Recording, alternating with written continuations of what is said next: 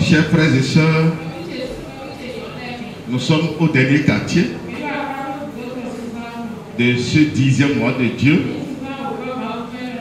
appelé le mois de Tébet. Alléluia. Et par rapport à toutes ces activités que nous allons mener après le culte, alléluia, donc nous serons brefs. C'est pourquoi je vais te demander de me suivre très bien. Alléluia. Donc le thème que nous sommes en train de développer est intitulé La vigilance dans le royaume de Dieu. Et nous avions déjà développé plusieurs points. Plusieurs points saillants concernant notre vie. Notre vie en Jésus-Christ. Parce que si nous vivons, ce n'est plus nous qui vivons, mais c'est Jésus-Christ qui vit en nous. Alléluia. Donc si nous n'avons pas la compréhension de ces points que nous avons eu à développer, la vie en Jésus serait très difficile. Si nous ne parvenons pas à être vigilants, la vie en Jésus ne serait pas possible. C'est pourquoi ce soir, nous allons donner la réponse à cette question que nous vous avions posée depuis des semaines. Parce que la question était de savoir quel est le nom de l'argent selon Dieu.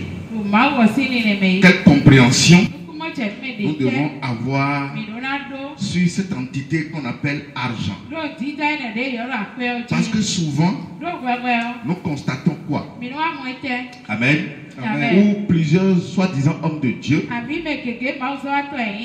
plusieurs pasteurs, plusieurs prophètes, alléluia, amen, pour matérialiser ou bien pour marquer ou bien pour annoncer la bénédiction de Dieu, ils font référence au bien matériel. Alors que c'est les mêmes compréhensions que les païens possèdent. Est-ce que nous, en tant qu'enfants de Dieu, nous allons avoir aussi ces mêmes compréhensions? Quand on dit enfant de Dieu, c'est quelqu'un qui a une connaissance qui dépasse celle du monde. Est-ce que c'est lorsque nous avons des biens matériels en abondance que nous pourrions dire que Dieu nous a bénis?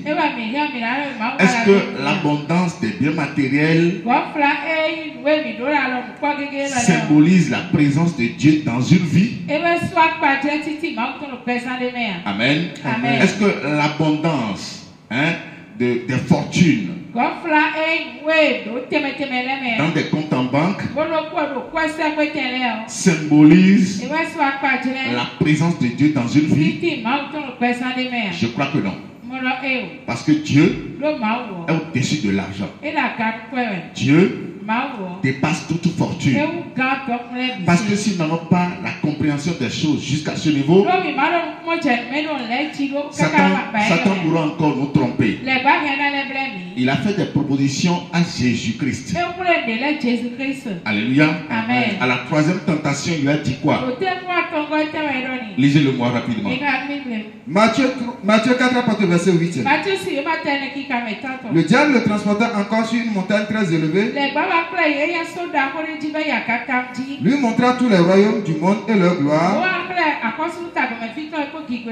Et lui dit: je te donnerai toutes ces choses si tu te prosternes et m'adores. Jésus dit, amen. Il s'agit de quoi ici? Il s'agit de la richesse.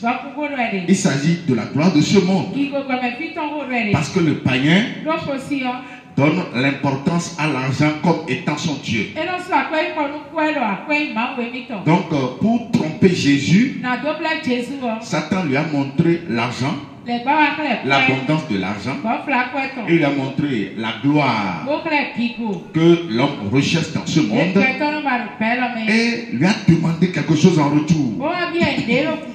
Si ce que Satan a demandé à Jésus dépasse ce qu'il veut donner à Jésus, alléluia, ou bien ce qu'il a montré à Jésus, si elle dépasse ce qu'il demande à Jésus, je crois que ce ne serait pas possible. Parce que ce que tu veux donner à quelqu'un, pour lui demander quelque chose en retour, si ce que tu veux donner dépasse déjà ce que tu veux demander en retour, je crois que c'est bête. C'est être totalement bête. Alléluia. Autrement dit, l'abondance de l'argent. Alléluia. Satan lui-même sait que ça n'annonce pas la présence de Dieu dans une vie. Sinon, on pouvait dire ici que Satan a Dieu. Il a dit à Jésus, je te donnerai toutes ces choses. Je te donnerai toutes ces choses. Je dis quoi? Il a le pouvoir sur ces choses. Je te donnerai toutes ces choses si tu te prosternes et m'adores. Lui-même ici nous amène à savoir que l'adoration que l'homme doit donner à Dieu, la soumission que l'homme doit donner à Dieu, dépasse toute abondance, dépasse toute richesse. L'adoration, la gloire de Dieu dépasse toute cette gloire que l'homme est en train de chercher vraiment dans ce monde. Sinon, Satan était très rusé, ne pourra jamais donner quelque chose qui a de la valeur plus que ce qu'il demande. Alléluia. Amen. Qui me suit vraiment? Amen. Amen. Ça veut dire quoi? L'adoration que tu as donnée à Dieu, ou ce que tu viens de donner à Dieu, dépasse toute chose.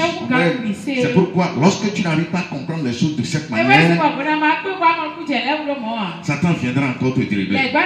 C'est pourquoi il y a certains hommes de Dieu, certains soi-disant hommes de Dieu, pour qualifier la présence de Dieu dans une vie, ils disent souvent quoi? Dans 3 mois maintenant tu auras l'argent.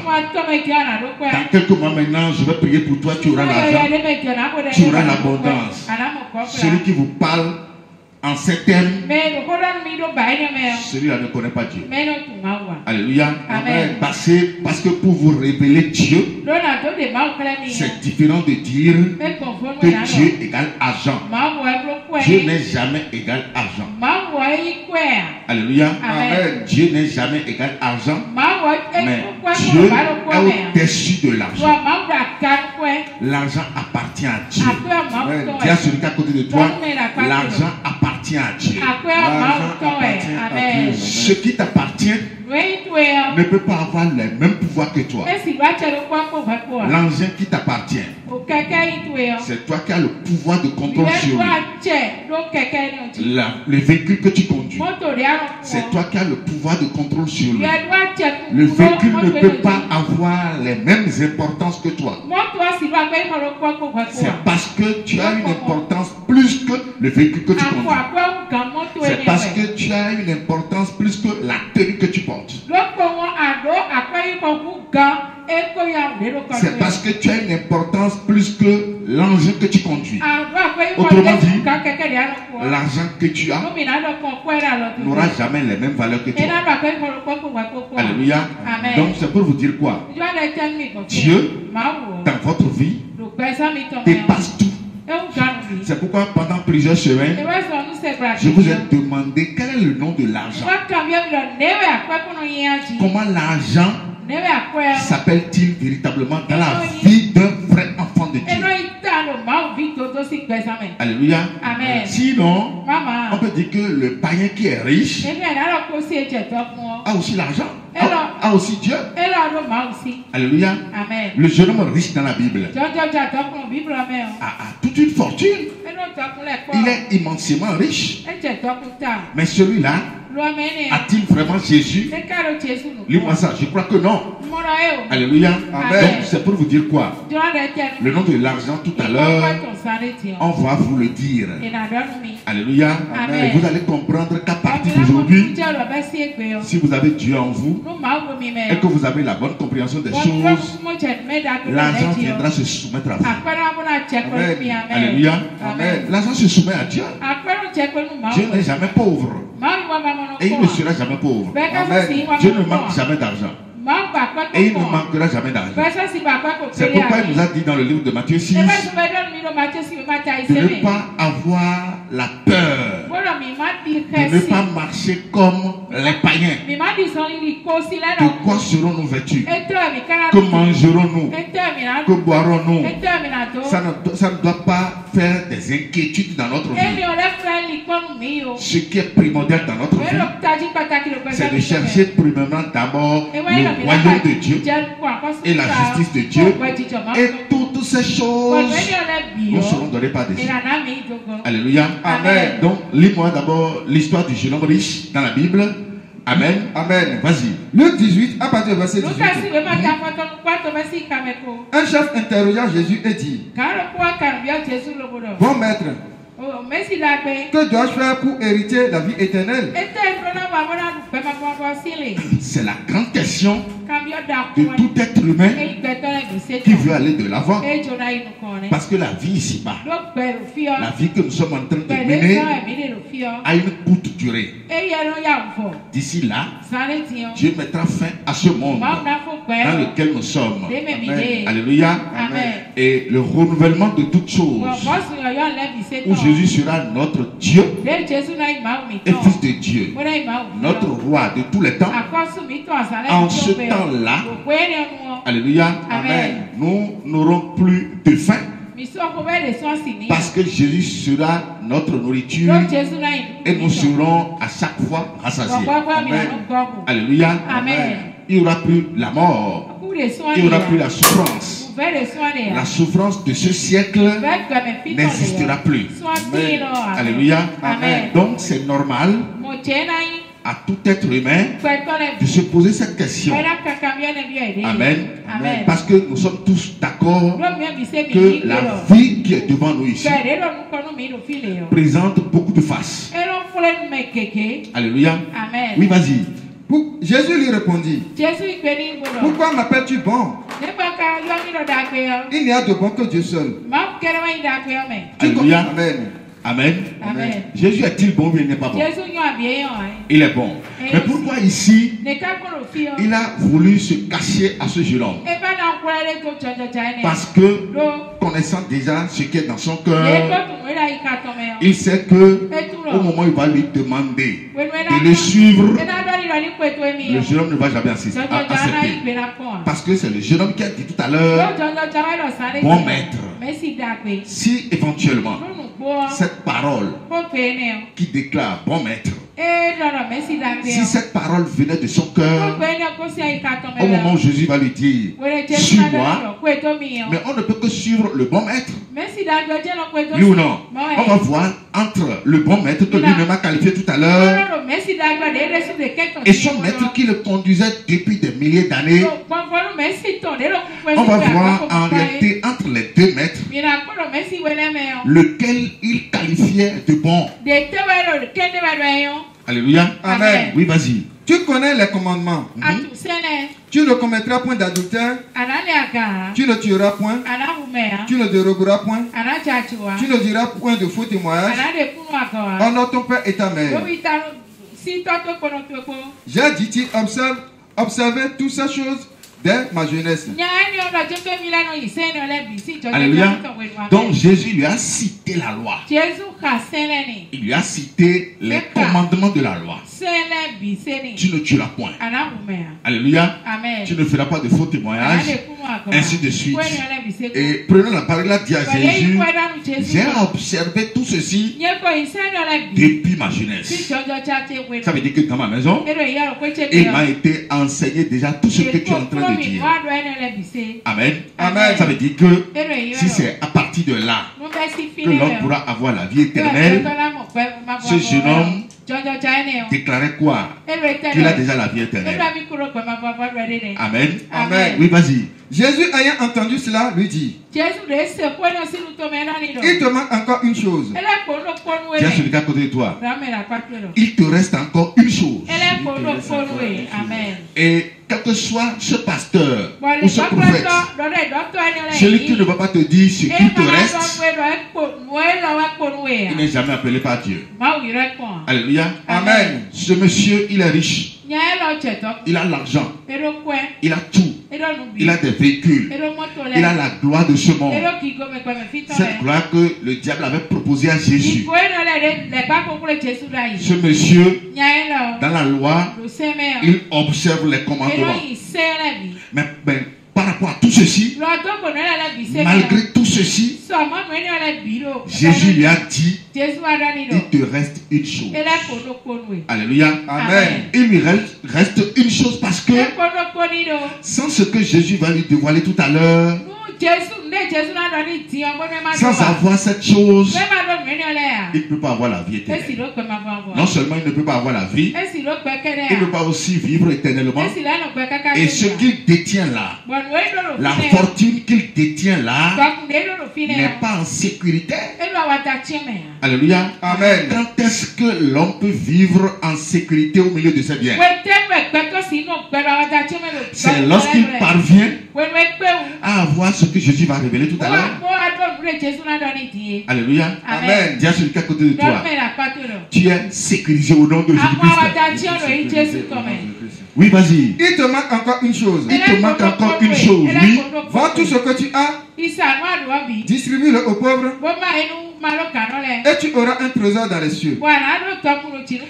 Il dit, vends tout ce que tu as. Distribue l'argent aux pauvres.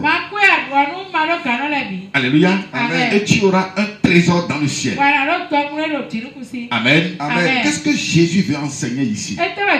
Est-ce que véritablement Jésus veut lui dire d'aller vendre tous ses biens physiquement et de donner l'argent aux pauvres? Si c'est ça, alors ce que Judas a dit, alléluia, à la femme pécheresse, de ne pas verser le parfum sur la tête de Jésus.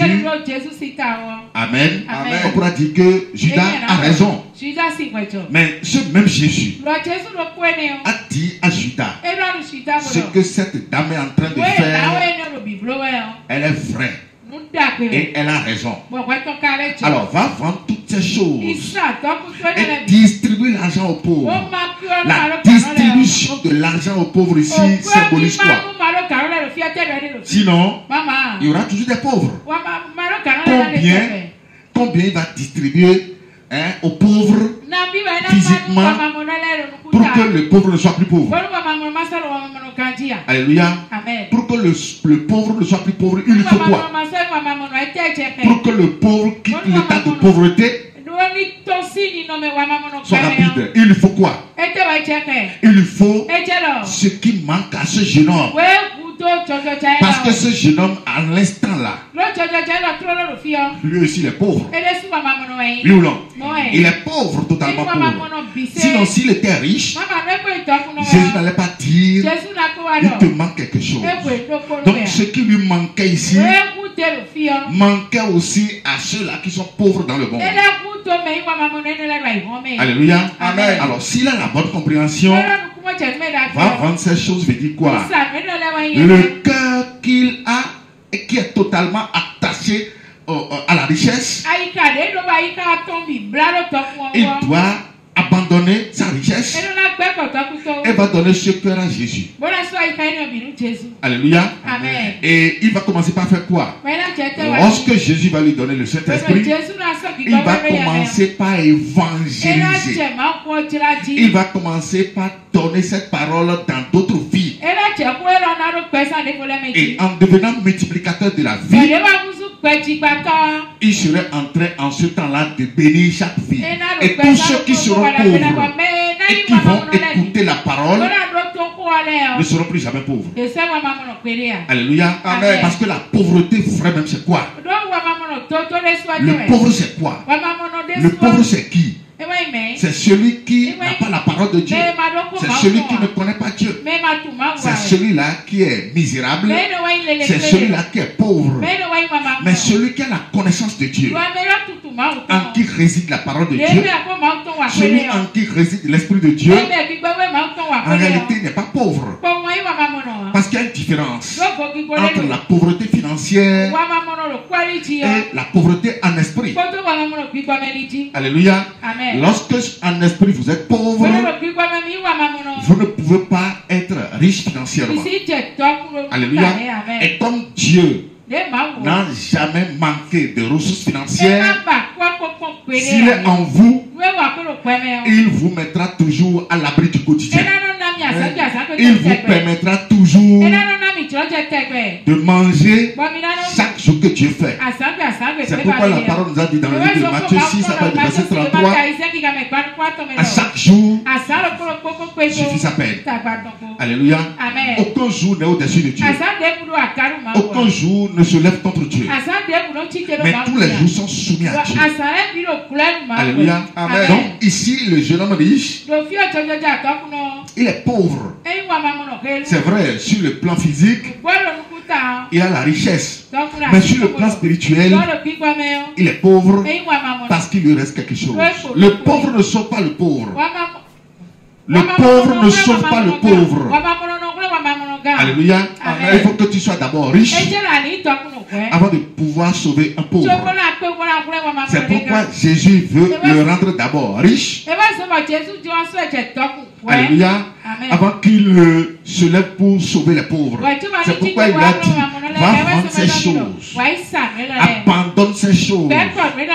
La chose sur laquelle ton cœur est focalisé, abandonne-la. Et donne-moi ton cœur. Qui me suit vraiment? Alléluia. Oui, vas-y. Vends tout ce que tu as, distribue-le aux pauvres et tu auras un trésor dans les cieux. Puis viens et suis-moi. Puis viens et suis-moi. Alors que c'est lui qui l'a dit tout à l'heure. C'est lui qui a déclaré de sa bouche. Bon maître. Et maintenant le bon maître lui a dit, suis-moi. Donc ce qui lui manquait c'est quoi? C'est la connaissance de Jésus. Ce qui lui manquait dans sa vie, c'est la présence de Dieu. Alléluia. Amen. Dis à celui qui est à côté de toi, tu es le plus riche du monde.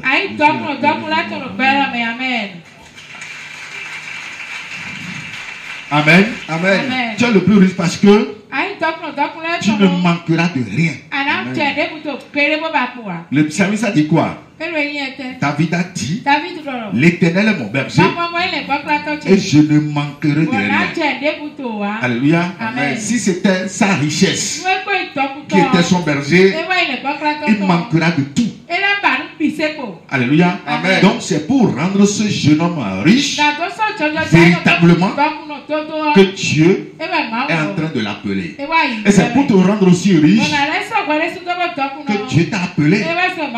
Alléluia. Amen. Donc quand on te présente les biens de ce monde pour dire que dans 3 mois tu vas acheter un véhicule, dans 3 mois tu vas acheter 2 parcelles, mais ça c'est du faux. Alléluia. Si on te disait dans 3 mois je vais te donner la bonne connaissance sur Dieu, celui-là il connaît Dieu et il va te rendre effectivement riche. Amen. Alléluia. Amen. Si quelqu'un tape la poitrine pour dire par rapport à l'appel que Dieu m'a donné, Dieu va te transformer en 3 mois. Si tu suis bien les enseignements que je vais te donner, en 3 mois, Dieu sera en toi et tu ne seras plus la même personne. Si la personne ou le pasteur ou le prophète te parle en ces thèmes, il est vrai pasteur, il est vrai prophète. Mais si quelqu'un te dit en 3 mois tu auras de véhicules, en 3 mois tu auras de maisons, mais ces biens sont détruisables, celui-là il n'est jamais appelé, ou bien même s'il a été appelé, Dieu l'a déjà abandonné. C'est pourquoi la vigilance est obligatoire. Vous vous les reconnaîtrez comment? Par leurs fruits. Amen. Amen. Moi, je ne te promets rien. Je ne te promets pas de véhicule. Je ne te promets pas de moto. Je ne te promets rien. Mais je sais que si tu me suis bien et que tu es régulier aux enseignements, amen, pour te conformer à tout ce que je t'enseigne, au plus dans 3 mois, tu auras la bonne connaissance sur Dieu. Et lorsque Dieu sera en toi, il t'ouvrira les portes. Et ce qui était impossible avant te sera possible. Et il sera ton berger et tu ne manqueras de rien. Alléluia. Parce que ce qui manque à l'homme, ce n'est pas l'abondance de ce monde. Ce n'est pas les biens matériels de ce monde. Ce qui manque véritablement à l'homme dans ce monde que nous sommes, c'est Dieu. C'est Jésus. Parce que aussi longtemps que tu ne vas pas avoir la bonne connaissance sur ton Dieu créateur, tu es voué à l'échec. Et pas encore dire sur le cas de toi, tu es le plus riche de ce monde. Oui, vas-y. Lorsqu'il entendit ces paroles, il devint tout triste,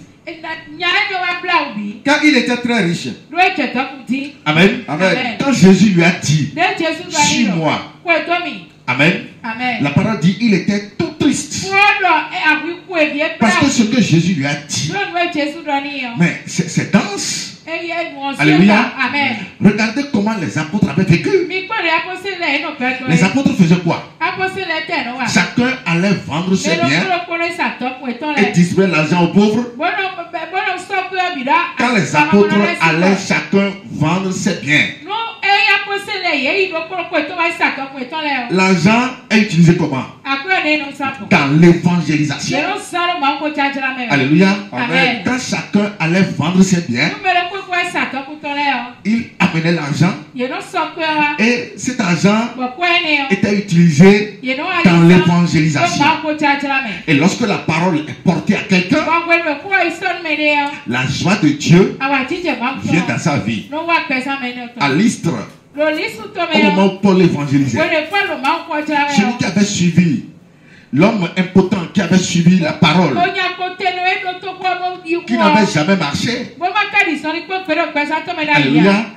Quand il avait suivi bien la parole, quand il avait donné la croyance à la parole, le miracle de Dieu s'est opéré dans sa vie. Alléluia. Amen. Lui qui était tout à l'heure pauvre, lui qui était tout à l'heure par terre, parce qu'il ne pouvait pas se tenir debout. Amen. Amen. Parce qu'il a accepté la parole, rapidement il s'est tenu debout et il a commencé par marcher. Ça veut dire quoi? Ce miracle l'a rendu riche. Alléluia. Amen. Ce miracle l'a rendu riche parce que désormais il peut marcher pour aller exercer une activité. Amen. Amen. Mais lui, hier, il ne pouvait pas se tenir debout. Et si les apôtres n'avaient pas fait l'évangélisation, si les apôtres chacun n'avaient pas vendu ses biens pour supporter l'évangélisation, celui-là ne serait pas riche. Alléluia. Donc tout ce que les apôtres dépensaient, les fortunes que les apôtres réunissaient dans le cadre de l'évangélisation, tout ceci est sécurisé dans les cieux. Et c'est comme ça que nous amassons des trésors dans le ciel. C'est ce que Jésus est en train de vouloir dire à ce monsieur. Mais il n'a pas compris. Alléluia. Amen. Lui qui a dit tout à l'heure maître. Voilà le bon maître l'a appelé. Parce que le maître lui a dit, il te manque quelque chose. Amen. Amen. Et il était tout triste. Il était tout triste parce que le bon maître, qui est Jésus, l'a-t-il dit lui-même? Amen. Amen. À part ce maître, il y a encore un autre maître. Alléluia. Amen. Qui est d'abord en premier rang dans sa vie. Et ce maître, c'est qui? C'est sa fortune. Alléluia. Amen. Alors que ce maître détruit. Ce maître, c'est la chair. Amen. Pourquoi il est titre? Pourquoi il a des soucis? Alléluia. Parce que n'ayant pas la connaissance sur ce que Jésus a dit, rapidement il se dit quoi? Si je vendais tout ceci, je deviendrais pauvre. Alléluia. Amen. Si je suivais ce que Jésus a dit, je deviendrais pauvre. Alors que Jésus voulait le rendre véritablement riche. Parce que là où il est là, il n'est pas riche. Amen. C'est un misérable. Oui, vas-y. Jésus, voyant qu'il était devenu tout triste, dit qu'il est difficile à ceux qui ont des richesses d'entrer dans le royaume de Dieu.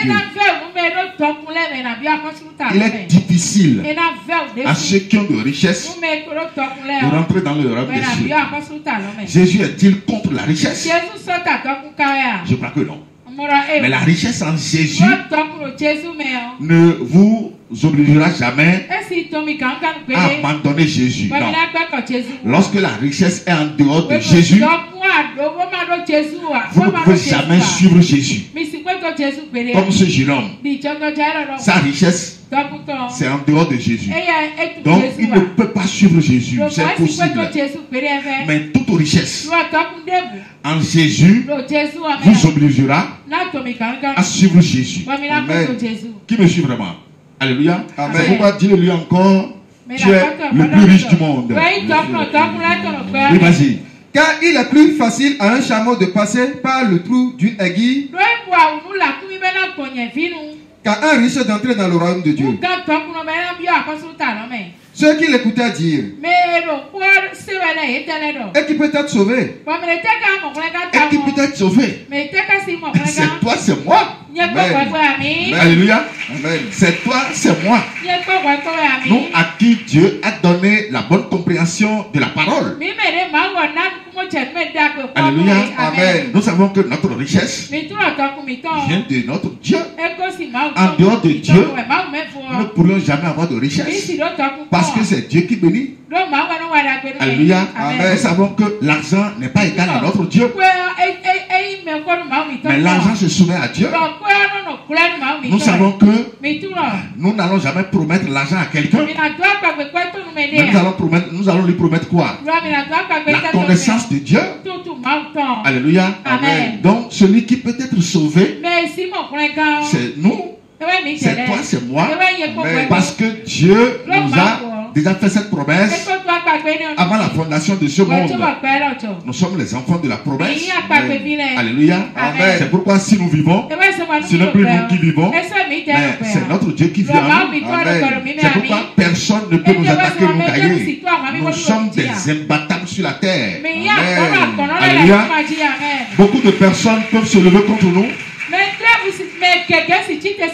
Mais c'est notre Dieu qui nous venge. C'est pourquoi tu ne souras jamais. Comptant sur Dieu, nous serons toujours de l'avant. Alléluia. Amen. Donc ceux qui étaient à côté de Jésus et qui avaient entendu aussi ses paroles, ils étaient aussi tristes. Et ils avaient dit, mais qui peut être sauvé? Parce que selon eux, ce que Jésus a dit déjà ici, là, c'est trop dur. Amen. Mais c'est dur pour le monde. Mais ce ne serait jamais dur pour le peuple de Dieu que nous sommes. Le peuple recréé en Jésus et qui a l'image et la ressemblance de Dieu. Amen. Alléluia. Amen. Ce que Jésus a dit ici ne sera jamais difficile pour nous. Amen. Si cela était difficile, nous n'allons pas avoir au moins 20 chaînes de radio pour évangéliser, pour porter la parole de Dieu à ceux-là qui sont pauvres. Alléluia. Amen. Donc c'est pour vous dire quoi? Pour vous dire que lorsque vous avez Dieu, vous avez tout. Amen. Vous ne pouvez plus promener des regards inquiets. C'est pourquoi l'argent est en dessous de Dieu. Oui, vas-y. Jésus répondit, ce qui est impossible aux hommes est possible à Dieu. Ce qui est impossible aux hommes est possible à Dieu. Oui. Pierre Alléluia. Amen. Donc, c'est pour vous dire quoi? J'ai dit tout à l'heure à l'entame, on va vous dire le nom de l'argent. Amen. Amen. Parce que l'argent, pour l'enfant de Dieu, ne se trouve pas en dehors de Dieu. L'argent, c'est quoi? L'argent, c'est ce que Dieu te recommande de façon personnelle à lui faire dans le royaume. C'est le nom de l'argent. Amen. Si vous ne le savez pas, je vous le dis encore. Amen. Amen. L'argent, vous ne devez pas avoir la compréhension que le monde lui donne. Non. Souvent c'est quoi? Le monde dit, je vais aller à l'école, je vais faire ceci, je vais me nourrir, me satisfaire, ainsi de suite. Mais c'est Dieu qui nourrit l'homme. Alléluia. L'homme ne peut jamais se nourrir. Qui peut se nourrir ici? Il n'y en a pas. C'est Dieu qui nourrit l'homme. C'est Dieu qui instruit l'homme. C'est lui Dieu qui accomplit les 5 besoins fondamentaux de l'homme. Se loger, s'instruire, se vêtir, se nourrir, se soyer. Normalement, ces verbes ne doivent pas être conjugués à la forme pronominale. Alléluia. C'est Dieu qui nourrit l'homme. C'est Dieu qui soigne l'homme. C'est Dieu qui fait tout à l'homme. L'homme est disqualifié à 100% de porter une solution à sa vie. Par conséquent, l'argent, la connaissance que le monde nous a donnée par rapport à lui doit être aujourd'hui annulé dans ta vie. Alléluia. L'argent, je l'ai dit tout à l'heure, que son nom représente ce que Dieu t'a demandé de lui faire de façon personnelle. Je donne des exemples. Je prends Jean-Baptiste. Le nom de l'argent dans sa vie, c'est quoi? Ce que Dieu lui a dit de venir faire. Qu'est-ce que Dieu lui a dit de venir faire? Il va préparer le chemin du Seigneur. C'est le nom de l'argent dans sa vie.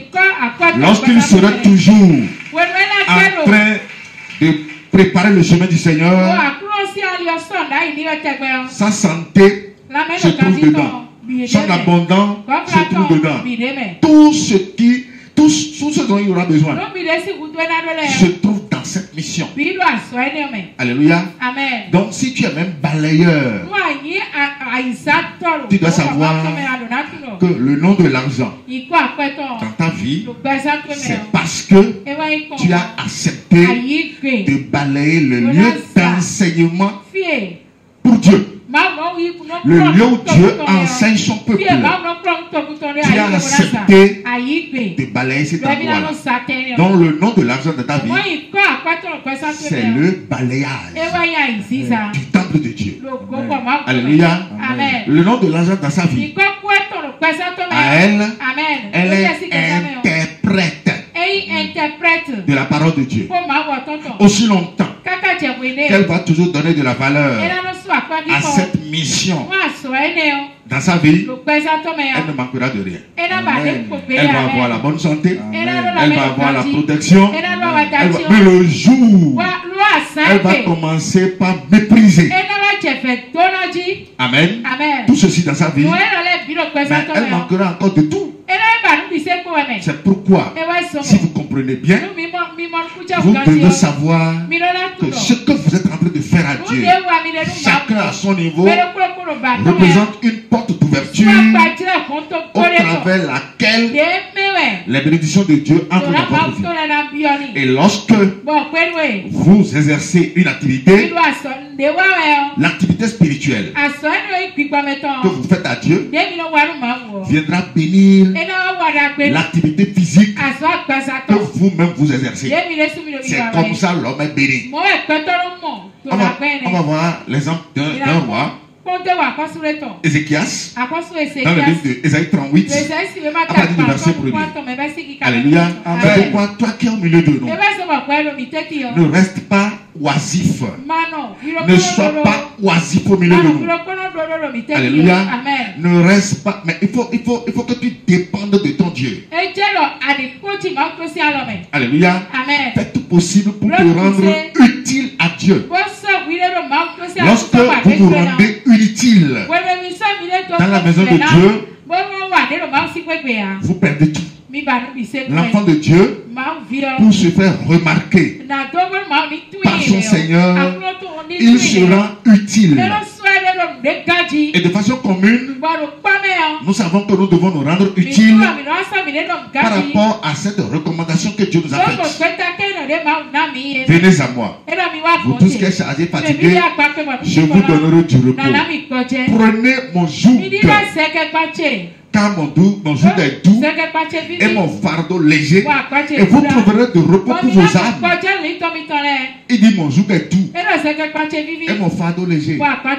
Cette douceur explique quoi? Alléluia. Mais celui qui refuse de porter le joug de Dieu aura la vie difficile. C'est pourquoi souvent je vous dis, l'enfant de Dieu qui connaît Dieu vrai ne pourra jamais manquer de quoi que ce soit. Parce que si Dieu est en vous, vous êtes béni. Quand on dit Dieu bénis-moi, bénis-moi, bénis-moi, la bénédiction de Dieu représente quoi? C'est la présence de Dieu en vous. Alléluia. Amen. Ça c'est la grande bénédiction. Amen. Quand tu dis bénis-moi mon Dieu, c'est loin de ce que vous pensez. Alléluia. Ce n'est pas l'argent, ce n'est pas l'or. Amen. Mais si dans ta tête, en disant Seigneur bénis-moi, tu penses à l'or et à l'argent, tu n'es pas vigilant. Tu n'es pas vigilant parce que tes pensées sont totalement erronées.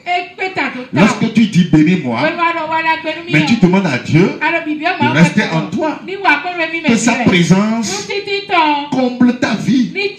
Lorsque Dieu est en toi, Dieu ne vit pas à un endroit où cette bénédiction sera encore ailleurs. Si Dieu est en toi, l'or et l'argent qui lui appartiennent en propre seront aussi en toi. On va voir Ézéchias. Et vous allez le suivre très bien. Vas-y. Ésaïe 38 à partir du verset 1er. En ce temps-là, Ézéchias fut malade à la mort. Amen. Amen. Il est tombé malade. Mais c'est un roi que Dieu a choisi. Et il était en guerre. Totalement en guerre contre le peuple ennemi de Dieu. Amen. Amen. Et sans avoir fini la guerre, il est tombé malade. Amen. Amen. Oui, vas-y. Ézéchias fut malade à mort. Le prophète Ésaïe, fils d'Amoth, vient auprès de lui et lui dit: ainsi parle l'Éternel, donne tes ordres à ta maison, car tu vas mourir et tu ne vivras plus. Amen. Amen. C'est pourquoi souvent je vous dis, lorsque Dieu vous appelle, il ne vous surprendra jamais dans la mission par la mort, par un accident, ou bien par une maladie quelconque. Non. Alléluia. Amen. Un enfant de Dieu ne peut jamais mourir brusquement. C'est interdit. Alléluia. Amen. Abraham, avant de quitter cette terre, Dieu l'a averti. Alléluia. Amen. Isaac, avant de quitter ici, Dieu lui a donné des avertissements. Jacob, avant de quitter ici, Dieu l'a fait savoir. Et il a donné des ordres à ses enfants avant de partir. L'enfant de Dieu ne met pas sur un chemin écrasé par un titan. Non. Ceux qui meurent comme ça sont des païens. C'est pourquoi, étant rassuré, je vous dis, je vous le confirme, je ne mourrai jamais comme ça et tu ne mourras jamais comme ça. Amen. Alléluia. Amen. Tu ne mourras jamais comme ça. La parole que je prêche, qui a trouvé de racines en moi, et qui a trouvé aussi des racines en toi te protégera. Amen. Et c'est la parole qui bénit. Tu ne mourras jamais. Quelles que soient les attaques de la sorcellerie, quelles que soient les attaques de la papauté, quelles que soient, je ne sais pas quelle loge pourra nous défier et va nous dominer. Alléluia. Amen. On va encore les fermer ce soir. Amen. Et ils comprendront qu'il y a un peuple de Dieu qui existe. Alléluia. Amen. Oui, vas-y. Ézéchias tourna son visage contre le mur. Donc, Dieu a envoyé le prophète Esaïe vers Ézéchias pour lui dire: passe l'ordre à tes descendants. Alléluia. Amen. Parce que c'est moi qui vais t'appeler par cette mort. Alléluia. Amen. C'est Dieu qui l'a appelé, non? Oui ou non? Oui. C'est Dieu qui l'a envoyé en mission. Et Dieu lui a dit, par rapport à cette maladie, tu ne survivras plus. C'est moi-même qui t'appelle. Donne des ordres, donne des recommandations dans ta maison. Parce que bientôt la mort viendra. Et le prophète est venu lui porter le message. Et il s'est retourné encore. Amen. Amen. Mais lorsque le prophète est parti, lui, Ézéchias, il s'est tourné contre le mur. Il était dans son lit de maladie. Alléluia. Amen. Et la parole dit, il s'est tourné contre le mur. Oui, vas-y. Ézéchias tourna son visage contre le mur et fit cette prière à l'Éternel. Ô Éternel, souviens-toi que j'ai marché devant ta face avec fidélité et intégrité de cœur. Il a demandé à Dieu de se rappeler de quoi? Hein? Ce qu'il est en train de donner comme prière maintenant. Il n'a pas dit: oh Seigneur, je veux encore vivre un peu. Je ne veux pas quitter ce monde. Mais écoutez, le monde dans lequel nous sommes là ne nous sied pas. Alléluia. Le monde ne nous sait pas. Mais tu connais qui tu es? Tu es un prince. Tu es une princesse. Alléluia. Amen. Mais devant un prince, on ne peut pas commettre des exactions comme ce que le monde veut faire maintenant. Célébration de Noël et de janvier. Mais tu es l'enfant de Dieu. On ne doit pas commettre ces choses devant toi. Mais à cause de la laïcité, on ne pourra rien faire. Dans le physique, mais on va agir seulement spirituellement. Alléluia. Amen. Normalement, on ne doit pas faire ces choses devant nous. On doit pouvoir interdire au monde, spirituellement comme physiquement. Vous ne pouvez pas faire ça. Et quand nous donnons des ordres, c'est tout transposant. Alléluia. Amen. Mais sur le plan physique, nous sommes limités. C'est seulement sur le plan spirituel que nous allons donner des recommandations. Et notre Dieu agit toujours. Alléluia. Amen. Donc, c'est pour vous dire quoi? Le monde dans lequel nous sommes doit passer. Parce que ce monde actuel ne nous sied pas. Ou bien toi, tu en es content. Non. Mais regarde à côté de toi. Ou bien regarde dans ton village. Tout ce que s'y commettent. Mais ce n'est pas possible. C'est pas possible. On ne peut pas accepter ça. Alléluia. Devant nous, il ne peut pas y avoir deux adorations. C'est l'adoration de Dieu. Et c'est fini. Amen. Oui, vas-y. Oh Éternel, souviens-toi que j'ai marché devant ta face avec fidélité et intégrité de cœur. Et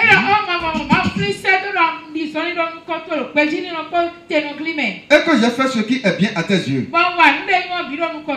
Et Ézéchias répandit d'abondantes larmes. Puis la parole de l'Éternel fut adressée à Ésaïe en ces mots. Va et dis à Ézéchias. Ainsi parle l'Éternel, le Dieu de David ton père. J'ai entendu ta prière, j'ai vu tes larmes. Voici, j'ajouterai à tes jours 15 années. Alléluia. Amen. Oui, vas-y. Je te délivrerai, toi et cette ville, de la main du roi d'Assyrie. Je protégerai cette ville. Et voici, de la part de l'Éternel, le signe auquel tu connaîtras que l'Éternel accomplira la parole qu'il a prononcée. Amen. Amen. Quand Ézéchias a parlé, il a obligé Dieu à voir tout ce qu'il a fait avec lui. Il dit, regarde ce que tu as fait avec moi. Tout ce que nous avons commencé par faire. Mais je suis toujours intègre devant toi. Chers frères, chers sœurs. Alléluia. Amen. Pour ouvrir une porte de force. Pour obliger Dieu à vous écouter. Amen. Amen. Vous devez savoir que vous devez vous rendre utile dans sa maison. Ici maintenant, Ézéchias a eu 15 ans. 15 ans de plus. Et dans ces 15 ans-là, va-t-il manger? Va-t-il boire? Va-t-il avoir de bénédictions? Mais c'est tout, non? Dieu lui a donné encore 15 ans. 15 ans de vie. Alors qui donne la vie? Mais c'est Dieu qui donne la vie. Il était sûr dans son lit d'hôpital et Dieu lui a dit, c'est fini, je t'appelle. Mais il a rappelé à Dieu tout le chemin qu'il est en train de faire avec lui. Et le prophète Esaïe n'était pas encore sorti de la maison. Il était au milieu de la cour. Amen. Il était au milieu de la cour quand la parole est venue encore vers lui pour le retourner encore vers Ézéchias pour aller lui dire, tu vas encore faire 15 ans.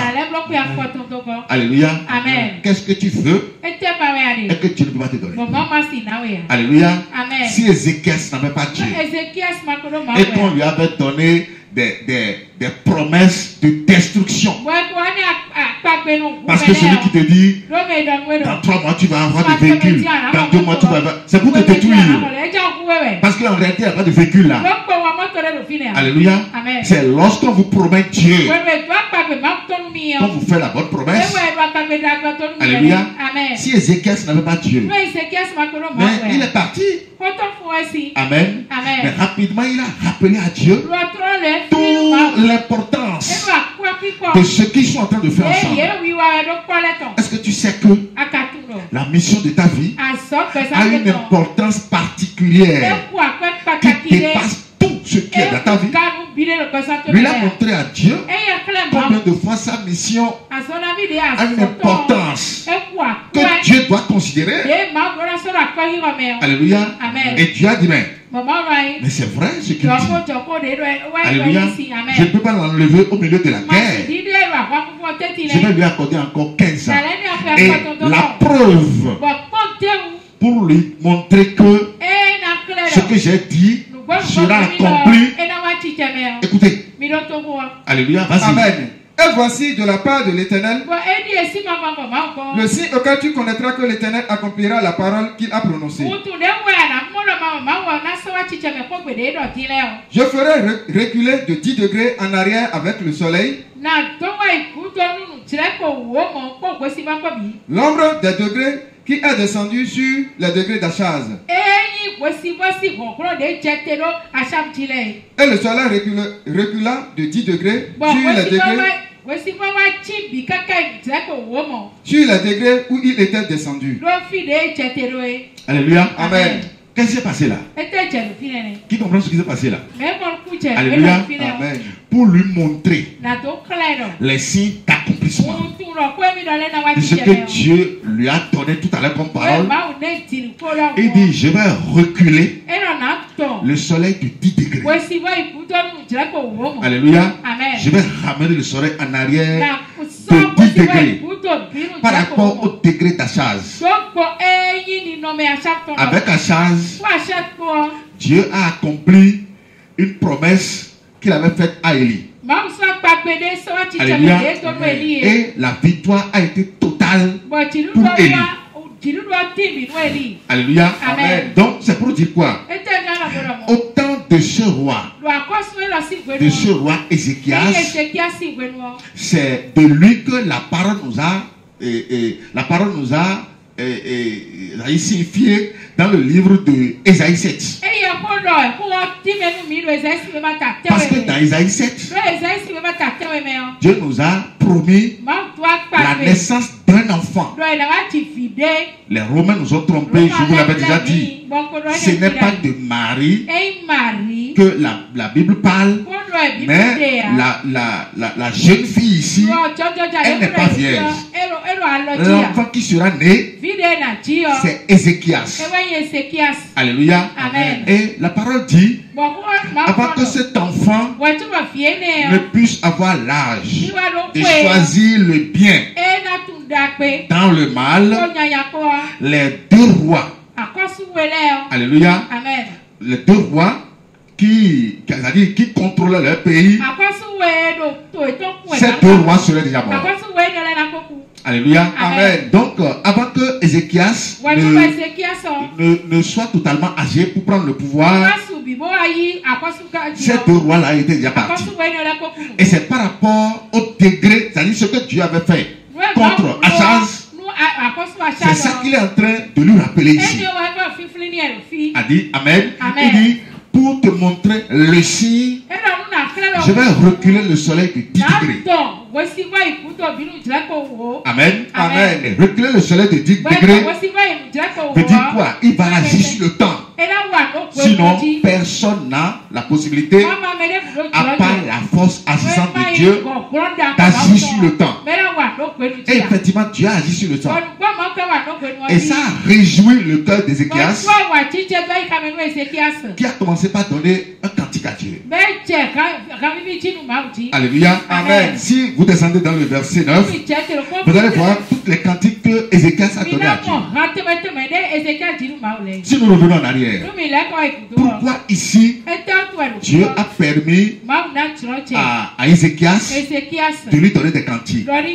C'est parce que Ézéchias est vigilant, totalement vigilant par rapport à ce que Dieu l'a recommandé, et il était en pleine guerre. Alléluia. Amen. Donc si Dieu l'enlève au milieu de cette guerre, il sera totalement troublé. Ou le peuple aussi sera aussi totalement troublé.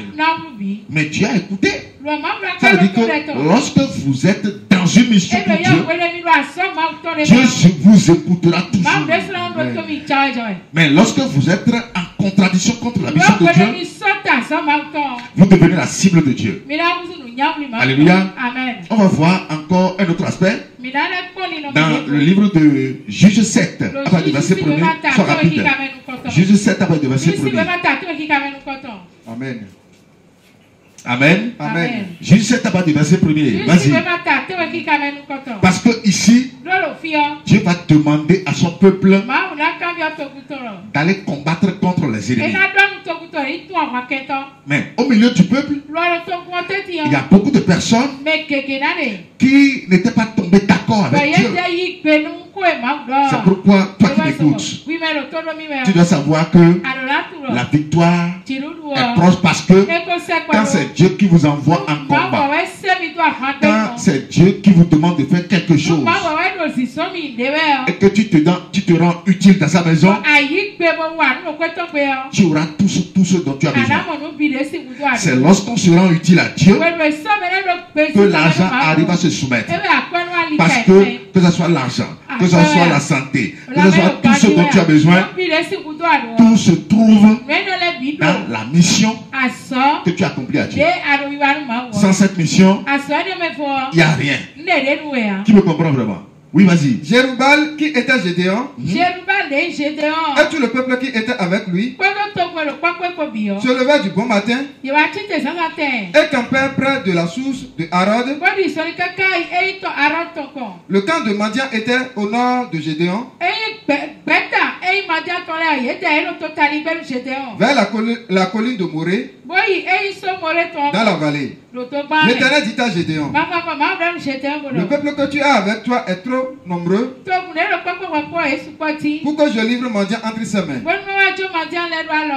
Il pourrait en tirer gloire contre moi et dire, c'est ma main qui m'a délivré. Amen. Amen. Qui délivre l'homme? C'est Dieu qui délivre.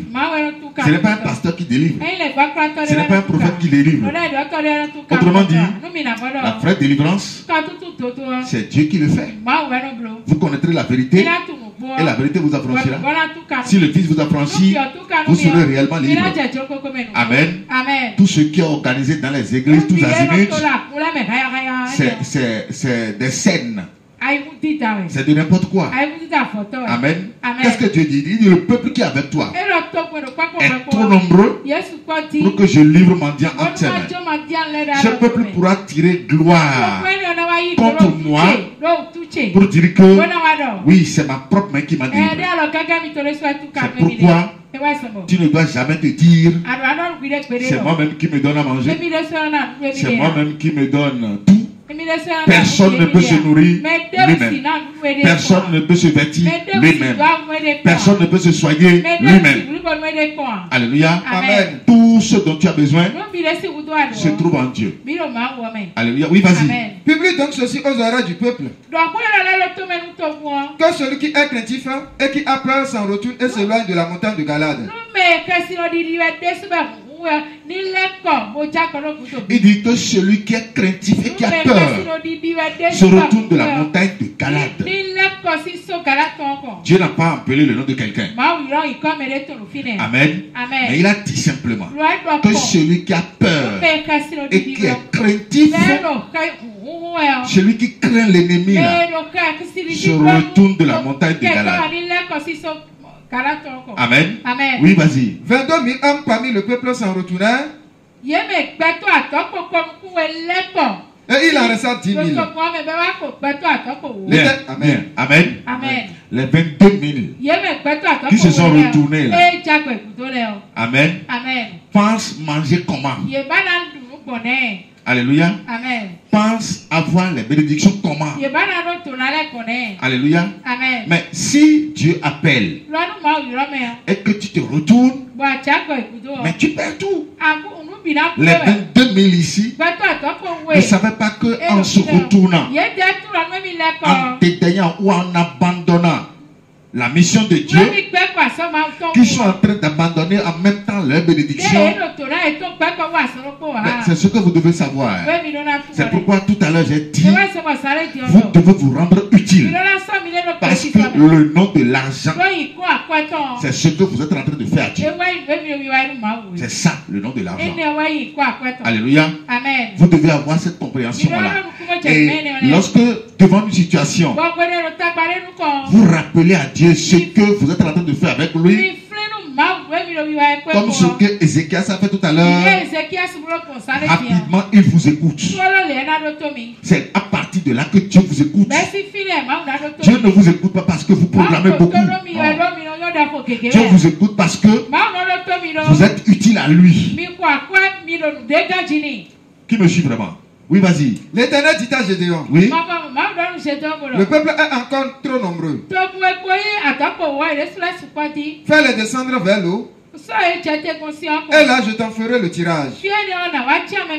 Celui dont je te dirai que celui-ci aille avec toi, ira avec toi. Et celui dont je te dirai que celui-ci n'aille pas avec toi, n'ira pas avec toi.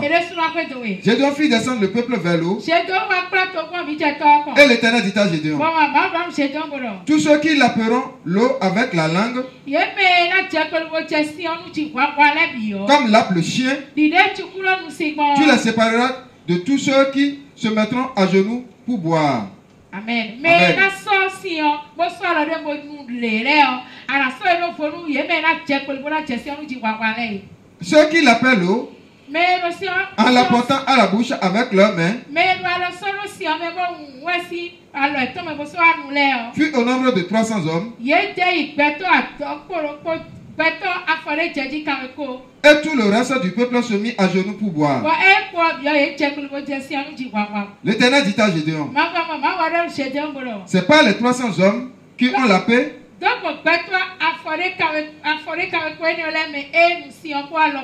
Que je vous sauverai et je livrerai mendiant entre tes mains. Que tout le reste du peuple s'en aille chacun chez soi. Amen. Amen. Alléluia. Si le peuple a été vigilant, le peuple doit se fondre en larmes. Parce que quand Dieu dit, tu n'es pas utile, va chez toi. Tu iras chez toi comment? Qui va te protéger sur le chemin? Arrivé à la maison, tu vas manger quoi? Alléluia. Amen. Parce que lorsque le peuple est renvoyé de cette manière, tout ce que ceux-là qui sont renvoyés, tout ce qu'ils iront exercer comme activité, alléluia, ne donnera pas de fruits. Hein. Parce que dans la maison de Dieu, ils sont inutiles. Amen. Amen. Lorsque Dieu les a renvoyés, il a fait quoi? Vas-y. Verset 8, oui. On prit la vivre du peuple et sa trompette. Dieu a dit à Gédéon, arrache-leur les vivres. Arrache-leur aussi les instruments de guerre. Et on leur a arraché les vivres, les instruments de guerre. Bon, l'instrument de guerre, si on te l'arrache, ça veut dire que si on t'attaque, on te tue. Oui ou non? Si on t'arrache le vivre, d'office tu mourras de faim. Oui ou non? Ça veut dire quoi? Lorsque vous n'êtes pas utile à Dieu, l'avant s'éloigne de l'homme. Amen. L'argent s'éloigne de l'homme. C'est parce que vous êtes utile à Dieu. C'est pourquoi Dieu bénit. Donc tu dois savoir que ce n'est pas la programmation, ce n'est pas la prière, ce n'est rien d'autre. Tu dois avoir la compréhension comme Ézéchias. Et lorsque ce que tu fais à Dieu, lorsque tu lui donnes les soins possibles, tout ce qui manque dans ta vie te sera donné un jour. Comme Dieu a répondu au père de Jean-Baptiste. Amen. Amen. C'est un foyer qui était stérile. Mais Zacharie a demandé de l'enfant à Dieu sur toute l'année. Mais Dieu n'a pas répondu. Mais le jour où Dieu s'est donné un projet. Amen.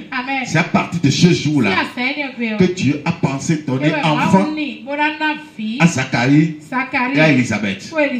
Alléluia. Amen. Pour lui montrer que ce qui constitue mon projet est très indispensable pour moi. Et pourquoi Dieu a répondu aussi à Zacharie? Parce que par rapport à son service dans le sacerdoce, Zacharie est toujours présent. Zacharie n'est jamais absent. Et Zacharie n'arrive jamais à se faire remplacer. Parce qu'il est occupé par autre chose. Amen. C'est pour te dire quoi?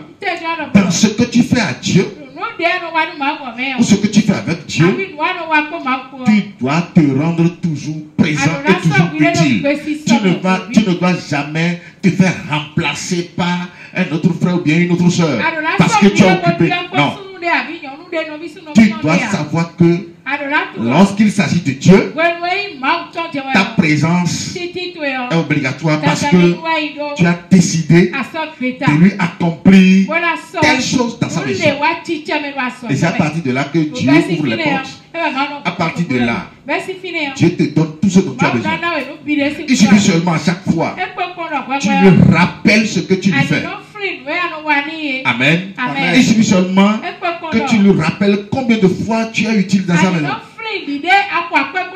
Comment il t'utilise comme il va encore t'utiliser ce soir, à chaque fois quand tu lui rappelles cela, mais rapidement il revient sur sa décision. Amen. Mais lorsque toi-même, en toi-même, tu sais que tu es inutile et que tu cours derrière seulement tes projets, mais tu n'auras rien de sa part. Qui me suit vraiment? Soyez bénis. Amen.